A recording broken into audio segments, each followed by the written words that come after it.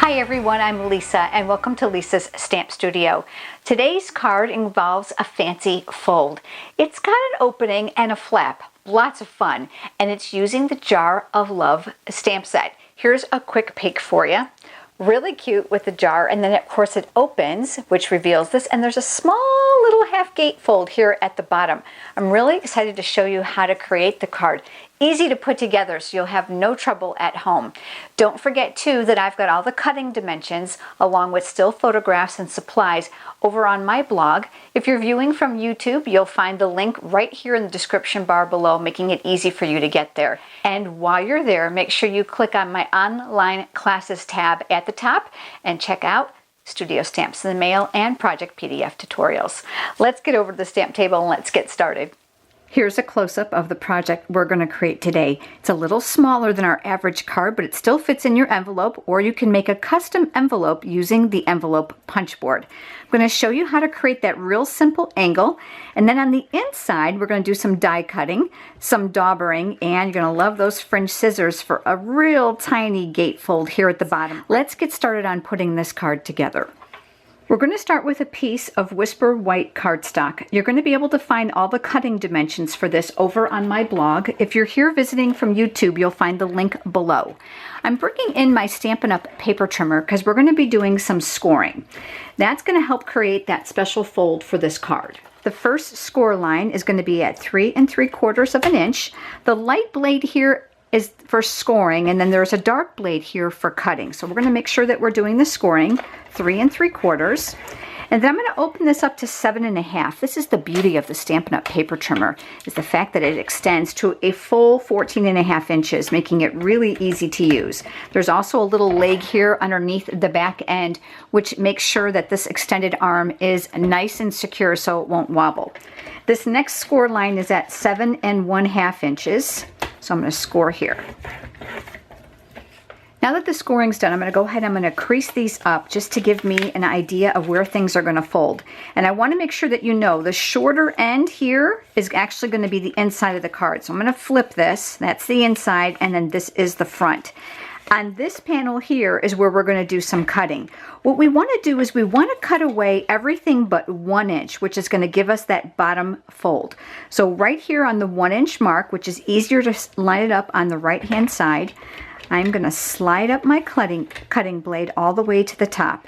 And I'm going to cut from there to the center score line. Now it might be a little difficult to see on camera, so let me see if I can get you in a little closer. And because of the clear grid, I'm able to stop the pointer right on that score line. I'm going to get really, really close. Now what I'm going to do, you can see I have this cut. That's that bottom little gatefold. I'm going to turn this, and I'm going to line up that score line right here in the cutting grid. Now, if you're not sure where it's at, the best way to do is to close this up and line up your seam inside the track. Then I'm going to bring my blade up, and I'm going to stop here at the cut line. And since I can see it, it's going to be really, really easy. You can also kind of feel it when you reach that bump line. So now we've got this. That's actually cut off the top portion of our card, which we don't need, but we're going to save this for some die cutting. I'm going to go back over this with my bone folder just to make sure I've got some nice crisp edges that'll help the card fold a little bit easier. Then I've cut myself a piece of Daffodil Delight cardstock, and I cut this rather narrow because I just wanted a very thin border of white around it, and we're going to do some stamping here. Since this is a photopolymer stamp set, and it is the Jar of Love. Lots and lots of fun with all these really fun pieces. Lots of greetings and sentiments too, and some really beautiful flowers. The best part of the stamp set is that it's also offered as a bundle. So there are framelits for all the pieces in here, which is going to eliminate all that fussy cutting. Lots of fun. Using photopolymer ink, as I said, I'm going to ink up my jar image, and I'm using the medium jar image from that stamp set. And I'm going to actually stamp this in the lower right-hand corner of this paper. Lots of firm, even pressure. And then a lift. I'm going to set that aside. I'm going to bring in a small piece of Whisper White cardstock. This is going to be the banner greeting. And I've mounted the words that says, "Life feels empty without you." I'm going to ink it up in the same Memento ink. And I'm stamping that right here on the banner. I'm going to use my scissors to create a banner tip on this one side. So I'm going to make a small slit in the paper, and then I'm going to cut from the outside tip to the top of that slit. That's going to guarantee almost a perfect banner tip every single time. So I'm going to set that aside. We'll be using that in just a minute. Remember, here in my original card, we talked about this angled cut. So let me show you how I did that. I've cut myself a piece of designer series paper. This comes from the Pop of Paradise collection, and I'm going to use the cutting blade, which is the dark one. I know that I want it wider at the top and narrower at the bottom. Remember, we talked about how this little gray strip here has a crease in it where the blade travels. That's actually where it's going to cut as well. So I'm just going to hold this here with the top corner there. And I'm going to judge just how narrow I want the bottom. There's no right or wrong angle here. And then I'm going to take my blade and I'm just going to slice, which leaves me this little bit of paper left over. So this is the piece I'm going to use. I have my silicone craft mat here. I absolutely love this. This will keep adhesive off of my work surface so that I'm not struggling with those sticky areas. And on the back side, which of course is double-sided, so you've got choice of colors, I'm going to adhere another strip of designer paper just to get a decorative edge. So it's going to end up going like this. So I found the easiest way to do this was to put adhesive here on the angled cut side along the back. So I'm just going to put that there. I'm going to bring this piece in. I'm going to hold it on the angle and I'm going to decide exactly how I want it. Do you see how that I have cut this strip longer than I'm going to need? And I did that on purpose because I want to make sure now that I can take my scissors and I can cut and mimic that angle with that same strip. So I've got a piece here, I got those stick to my scissors, and another piece here. So now we've got that really cute, fun, and decorative edge. I'm going to flip this over. And on the back side, I'm going to add adhesive because I'm going to mount this now to my card. So I'm putting a little bit of adhesive on the back side to hold it in place. I'm going to bring in that piece of Daffodil Delight cardstock that we stamped the jar on. And I'm going to go ahead and I'm going to mount this all the way near the top and the sides. And then I'll press. I like to rub from the back just in case I've got ink on my fingers. If you've got any extra that's hanging over, you can go ahead and just give that a little bit of a haircut. So now we have this. Remember too that we had our banner. You can use dimensionals if you'd like. I opted just to put adhesive on it. So I'm going to flip this piece over. Add a little snail adhesive to the back. And right here, I am going to add this to the front of my jar. I'm going to put this end flush all the way here. And then I like to give these just a little bit of a curl for some interest.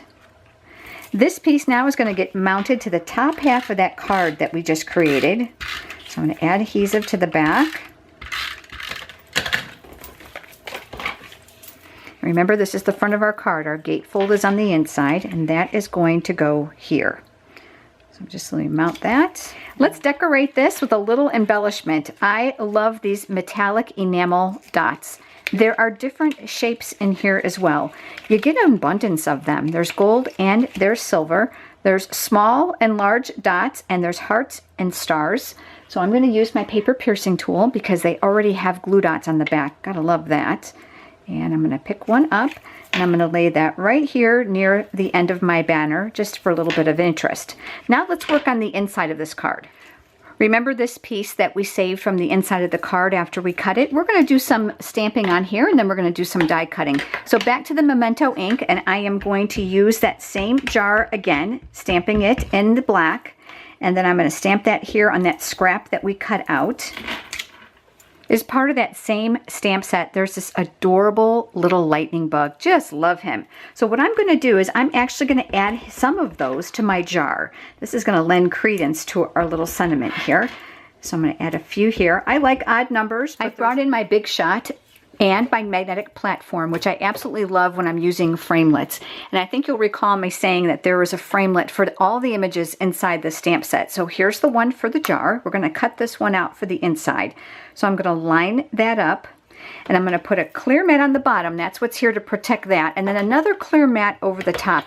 And then I'm just going to crank this through. That's the best part of the Big Shot, is there's absolutely no effort involved. Just a simple crank and you're able to get out your images. So I'm just going to push to the back, and that's going to leave me my pre-cut jar. I'm also going to stamp some on the inside, but in order to get good placement, you're going to see here that I have that lower gatefold. So I'm just going to line this up on where I'm eventually going to stamp it. And back with the Memento ink, I'm going to ink up a few more of these little guys, and I'm going to stamp them somewhere near the jar, just so they have the appearance of wanting to be part of that. So I'm going to stamp one here. And then I'm going to turn my stamp around, and I'm going to stamp another one here. And I'm going to do one more, I think, here near the top.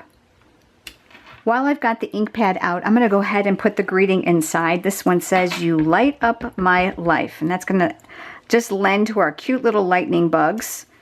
I'm switching now to Daffodil Delight ink. I'm going to open this up, and I'm using a sponge dauber. And I am going to add some color to those little lightning bugs so they look like they've been lighting up. I'm going to place my finger inside the sponge dauber. It makes these so easy to use. I'm going to load it with ink from the ink pad. I like to dab off just so I have an idea of how much color is on there. And then I'm just going to add little circles to their tails. And then I'm going to do the exact same thing to the ones that are here. A little bit more ink.